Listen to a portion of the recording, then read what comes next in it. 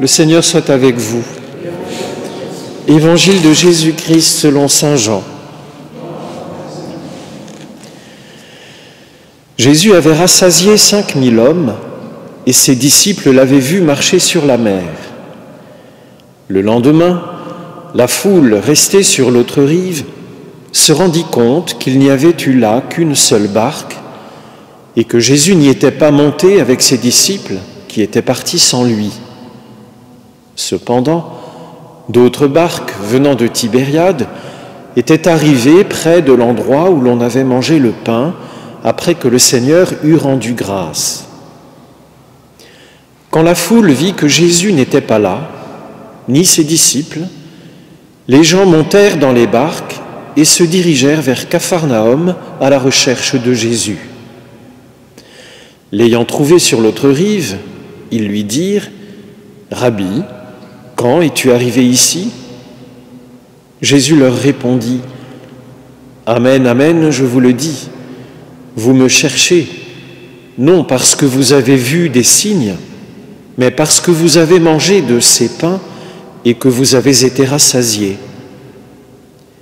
Travaillez non pas pour la nourriture qui se perd, mais pour la nourriture qui demeure jusque dans la vie éternelle, celle que vous donnera le Fils de l'homme, lui que Dieu, le Père, a marqué de son sceau. » Ils lui dirent alors, « Que devons-nous faire pour travailler aux œuvres de Dieu ?» Jésus leur répondit, « L'œuvre de Dieu, c'est que vous croyiez en celui qui l'a envoyé. » Acclamons la parole de Dieu. Louange à toi, Seigneur.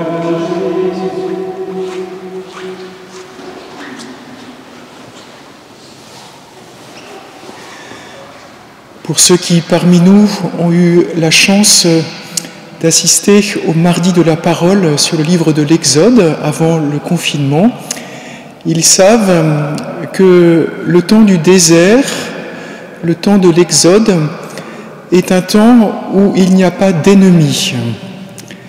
Dieu était avec son peuple au désert et dans ce temps éprouvant, il a donné à son peuple la manne, le pain qui vient du ciel.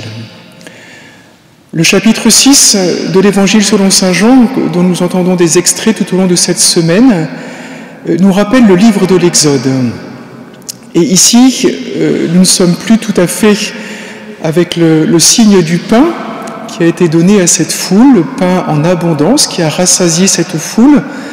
Nous sommes dans l'après de ce signe. Et dans l'après de ce signe, eh bien, il y a 3 groupes. Il y a le groupe de la foule, il y a le groupe des disciples, et puis il y a Jésus qui est avec la foule et les disciples. Et en un sens, ce groupe est en paix. Il est là au bord du lac, et ce groupe avance, ce groupe essaye d'avancer dans l'après du signe du pain. Et qu'est-ce qui est le propre à ce temps ? Eh bien, comme on est au bord d'un lac, ce groupe peut faire ce que nous ne pouvons pas faire en ce moment, à savoir être en mouvement. Vous savez que le propre des ports, le propre d'un lac, eh c'est qu'il y a du mouvement. On peut prendre un bateau, se rendre de l'autre côté de la rive, et ainsi, il y a beaucoup de mouvements. Les disciples sont en mouvement, Jésus est en mouvement, et la foule elle-même est en mouvement. Et ce qui est très important aussi pour nous, c'est que ce que vit cette foule, nous le vivons aussi en ce moment. Certes, nous ne sommes pas en mouvement, mais en même temps, nous ne connaissons pas, nous avons quitté la vie sociale sous la forme de la lutte, sous la forme de l'adversité. Nous sommes chez nous, comme ces disciples avec Jésus et cette foule avec Jésus. Et qu'est-ce qui caractérise cette foule ? Eh bien, cette foule est intelligente. Elle a compris que Jésus n'était pas monté dans la barque avec ses disciples. Elle a compris qu'elle peut prendre une barque elle-même et rejoindre Jésus. Et cette foule intelligente, elle va trouver ce qu'elle cherche. Elle cherche Jésus et elle trouve Jésus. Très important pour nous en ce moment de pouvoir nous dire que cette foule dont nous faisons partie, chacun de nous, nous sommes des membres de la foule. Si c'est la foule des Parisiens, en ce moment nous sommes au milieu de cette foule. Eh bien cette foule dont nous faisons partie, elle est d'abord intelligente. Comme on dit souvent, avec un peu de mépris, les gens, en disant les gens, c'est pas nous, c'est les autres. Et ces gens qui sont à nos yeux toujours objets d'un petit peu de mépris, eh bien en fait ces gens sont très intelligents. Et chacun de nous, sans cesse, est capable de trouver ce qu'il cherche. En même temps, cette foule intelligente, il lui manque un élément. Puisque si vous lisez le chapitre 6, vous verrez que pourquoi se demande-t-elle quand Jésus est-il arrivé ici ? Eh bien, elle se demande cela parce qu'elle n'a pas assisté au signe de la marche sur les eaux. Et donc, il lui manque un élément. Et donc, le propre d'une foule, deuxième caractéristique, c'est qu'elle ne sait pas tout. Elle n'a pas tous les éléments d'un problème. Et nous aussi, en ce moment, nous n'avons pas toujours tous les éléments. Et ainsi, il faut accepter d'être cette foule intelligente qui ne sait pas tout et qui n'a pas tous les éléments d'une question. Ensuite, la foule, elle a ses propres préoccupations. Sa préoccupation immédiate, telle que nous l'avons entendue, qui est celle-ci, c'est celle de la foule. Quand es-tu arrivé ici ? C'est ça qui la préoccupe. Quand Jésus est-il arrivé ici ? Et vous voyez, cette préoccupation n'est pas très élevée, question du quand. Et nous voyons que Jésus, ce n'est pas du tout ça qui le préoccupe. Et donc nous allons découvrir que Jésus va se situer sur un autre plan que celui de la foule. Et donc, cette foule qui interroge Jésus, quand es-tu arrivé ici ? Eh bien en fait, c'est d'abord Jésus qui va l'interroger. Et va manifester son ambiguïté.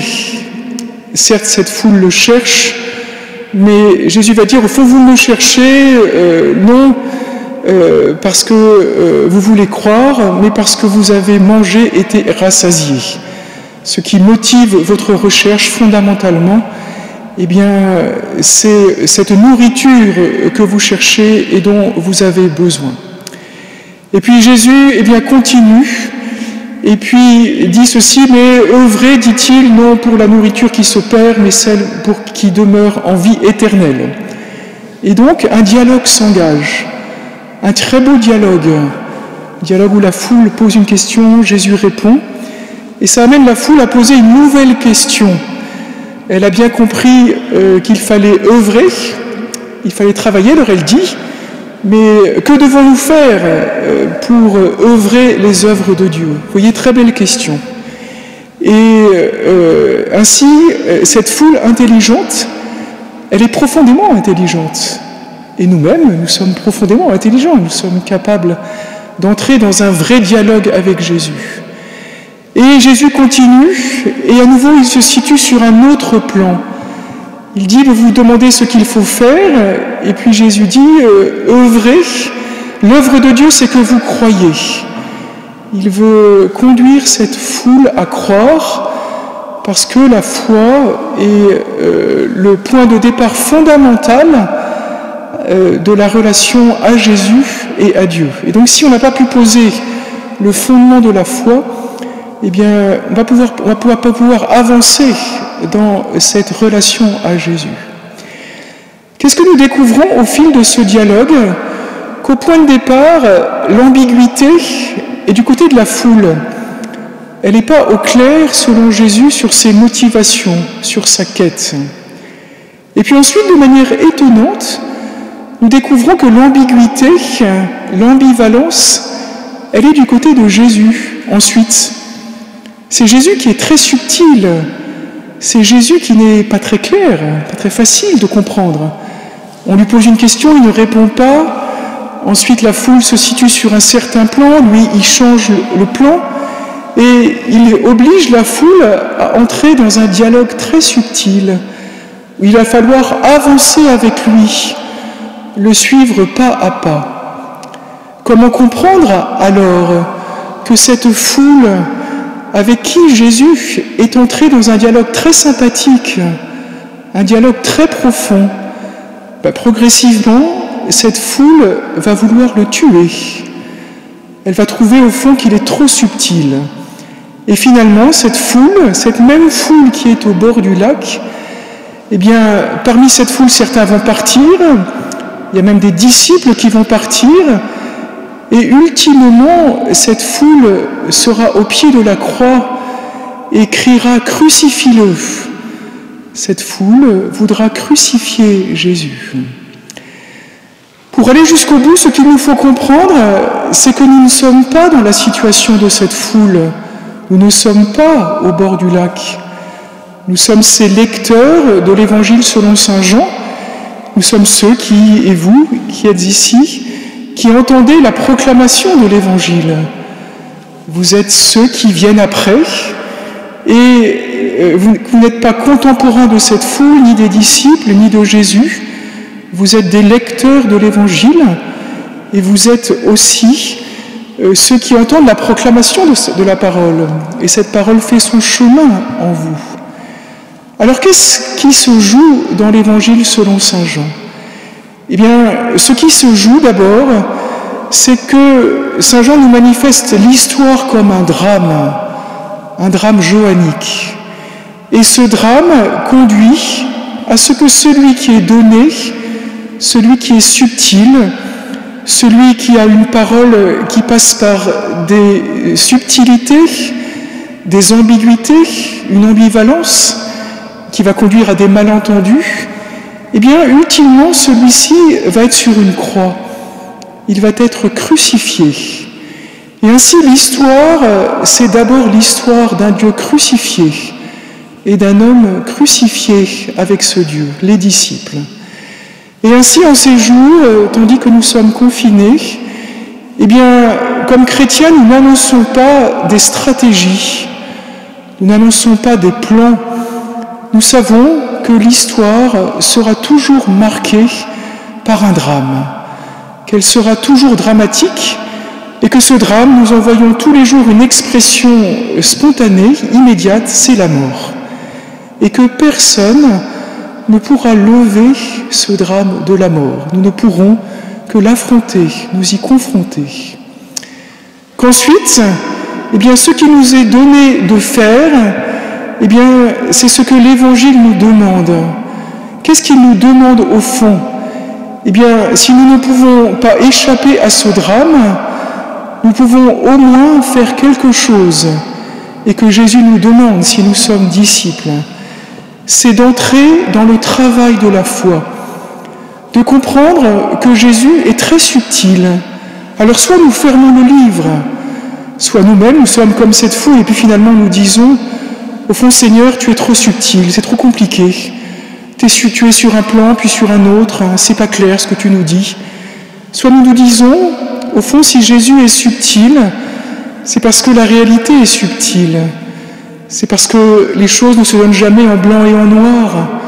C'est parce qu'au fond, le conflit est la modalité ordinaire de notre vie. Il y a toujours des conflits. Le conflit n'est pas le propre d'un temps de crise. Le conflit est lié à la réalité, parce que la réalité est subtile. Et donc, il nous faut, et c'est ce qui nous est demandé, et en plus nous avons du temps pour cela en ce moment, de faire ce travail de la foi, d'entrer comme lecteur dans l'Évangile, de nous confronter à l'Évangile, à ses subtilités, et à entrer dans cette profondeur qui est la profondeur de Dieu, qui veut que, non pas pour que nous ayons une solution au drame de l'histoire, mais comme au fond nous puissions porter ce drame dans la foi, nous puissions entrer dans ce temps, dans ce que nous est demandé, à savoir le travail de la foi.